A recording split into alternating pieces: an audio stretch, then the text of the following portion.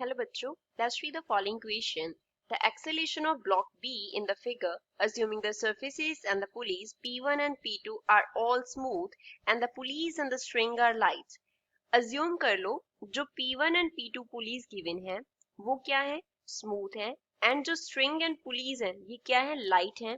तो जो B का acceleration है वो कितना है, 3F by XM है. Then the value of x is, तो हमें x का वैल्यू फाइंड आउट करना है. f क्या है, लेफ्ट साइड की डायरेक्शन में फोर्स लग रहा है. a ब्लॉक है, a ब्लॉक का मास 2m दिया है, b का मास 4m दिया है. First of all we will talk about the key concept of the question. इस क्वेश्चन में यूज की कॉन्सेप्ट क्या है, तो इसमें हम यूज करेंगे कि अगर सिस्टम पे इंटरनल फोर्सेस एक्ट करती हैं, इंटरनल फोर्सेस एक्ट करती हैं, तो जो वर्क डन होता है by internal forces, work done by internal forces is zero. उसका वैल्यू क्या होता है, जीरो होता है.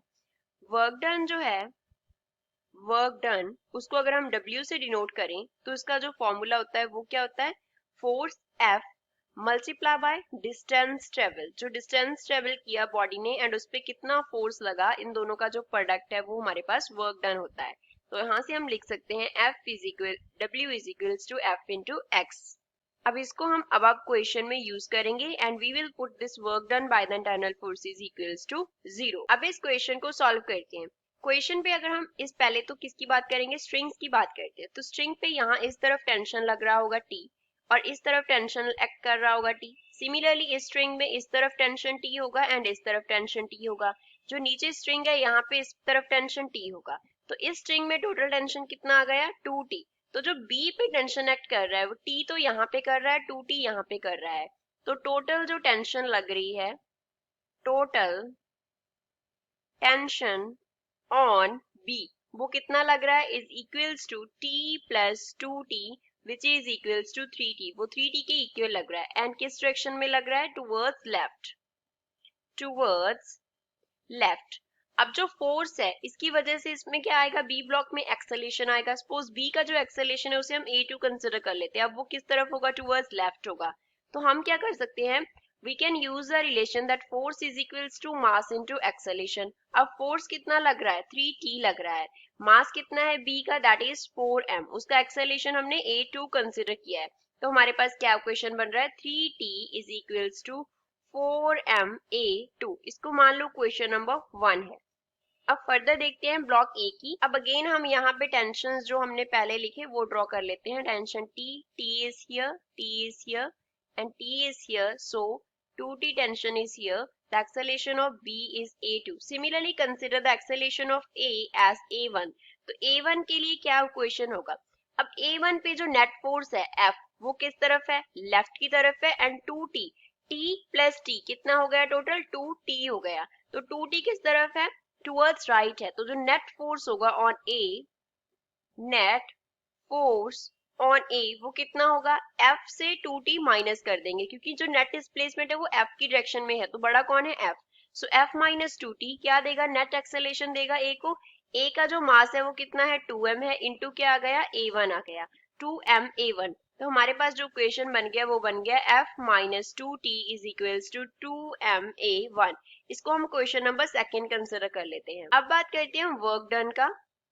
वर्क डन, जो इंटरनल फोर्सेस हैं वो कौन सी हैं, जो टेंशन पुलीज में एक्ट कर रहा है वो सिस्टम की इंटरनल फोर्सेस हैं. इंटरनल फोर्सेस जो है वो क्या है इस केस में, टेंशन. क्योंकि जो फोर्स F है वो हम बाहर से लगा रहे हैं तो इनसाइड क्या एक्ट कर रहा है, टेंशन एक्ट कर रहा है. तो जो वर्क डन है बाय इंटरनल फोर्सेस वो क्या होगा. पहले तो इस 2T की बात करते हैं. मान लो जो A का डिस्प्लेसमेंट हो रहा है वो इस डायरेक्शन में होगा तो वो x1 हो रहा है. सिमिलरली B का जो डिस्प्लेसमेंट हो रहा है वो इस डायरेक्शन में होगा तो उसको हम x2 कंसिडर कर लेते हैं. तो पहले 2T की वजह से जो वर्क डन होगा, 2T फोर्स है, टुवर्ड्स राइट लग रहा है, डिस्प्लेसमेंट टुवर्ड्स लेफ्ट हो रहा है. दोनों में जो एंगल है वो 180 डिग्री का है, मींस दोनों एक दूसरे से ऑपोजिट है. तो जो वर्क डन W होगा 2T की वजह से वो क्या होगा, नेगेटिव माइनस 2T और यहाँ पे क्या आ गया, x1 आ गया, प्लस अब जो यहाँ पे B पे टेंशन लग रहा है टोटल वो कितना लग रहा था, T प्लस 2T 3T लग रहा था. 3T लेफ्ट डायरेक्शन में है, x2 लेफ्ट हैंड साइड पे है. तो इसकी वजह से जो वर्क डन होगा वो पॉजिटिव होगा. तो यहाँ पे लिख सकते हैं प्लस 3T इंटू x2. और ये जो इंटरनल फोर्सेस वर्क करती हैं वो क्या होता है, जीरो. तो ये किसके इक्वल आ गया, जीरो के इक्वल आ गया. तो यहाँ से क्या क्वेश्चन बन गया, 3t(x2) is equals to 2t(x1). अब इसका डिफरेंशिएट कर देते हैं। Differentiate on both sides. अगर हम बोथ साइड्स पे डिफरेंशिएट करेंगे तो हमें क्या मिलेगा? लेफ्ट हैंड साइड पे 3t तो एज इट इज आ जाएगा और डेरिवेटिव किसका होगा? x2 का डेरिवेटिव होगा। विद रिस्पेक्ट टू टाइम करेंगे तो हमें वेलोसिटी मिल जाएगा। राइट हैंड साइड पे 2t, x का डेरिवेटिव dx1/dt होगा। अब dx2/dt जो है ये क्या होगा? वेलोसिटी। सो 3t इंटू वेलोसिटी v2 आ गया इज इक्वल्स टू, यहाँ पे क्या आ गया? 2t इंटू v1 आ गया। इसको फर्दर डिफरेंशिएट अगेन कर देंगे। इसको अगेन हम क्या कर देंगे? डिफरेंशिएट कर देंगे। अब अगर हम डिफरेंशिएट करेंगे बोथ साइड्स पे तो वेलोसिटी का डिफरेंशिएट होगा। अगर वेलोसिटी का डिफरेंशिएशन होगा तो वो क्या देगा हमें? Acceleration. 3t dv2 by dt is equals to 2t dv1/dt आ गया। अब वेलोसिटी v2 का differentiation with respect to time क्या होगा? Acceleration of block b। तो यहाँ पे लिख सकते हैं 3t a2 is equals to 2t dv1/dt is the acceleration of block a। तो यहाँ पे आ गया a1। तो क्या क्वेश्चन बन गया? 3t a2 is equals to 2t a1। 3t a2 is equals to 2t a1। अब इसको मान लो ये हमारे पास इक्वेशन थर्ड है। इसमें भी हम t को है जो बोथ साइड्स कैंसिल कर सकते हैं। तो क्या बन जाएगा? 3a2 is equals to 2a1। Equation बन जाएगा 3a2 is equals to 2a1। इसको हम कंसिडर कर लेते हैं इक्वेशन नंबर 4। अब जो सेकंड इक्वेशन है वो क्या है? f minus 2t is equals to 2ma1 है। ये हमारे पास इक्वेशन सेकंड था। इसमें 2 इंटू a1 है। 2 इंटू a1 को क्या सब्स्टिट्यूट कर सकते हैं? 3a2 सब्स्टिट्यूट कर सकते हैं। तो यहाँ से इक्वेशन बन जाएगा f minus 2t is equals to m as it is आ गया। 2a1 की जगह पे आ गया 3a2। अब यहाँ से a2 का वैल्यू निकाल लेंगे तो a2 क्या बन जाएगा? a2 will be equals to f minus 2t divide by 3m।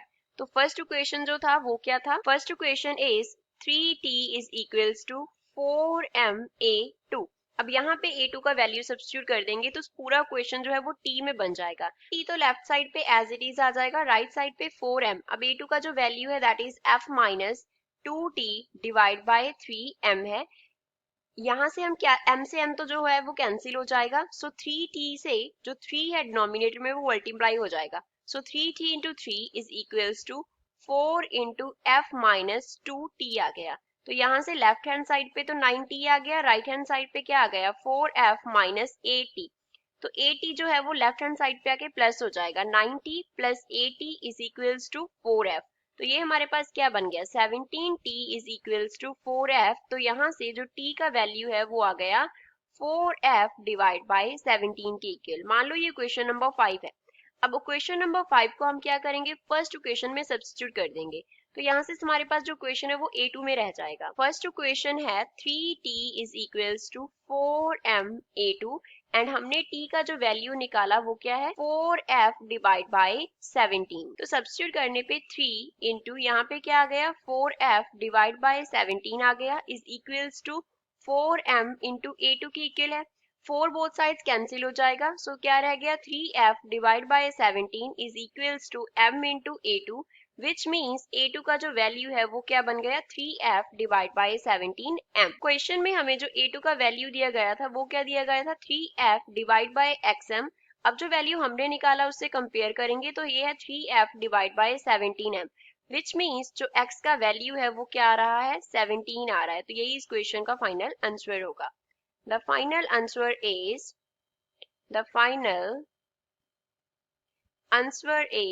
17. I hope you understood well. Thanks.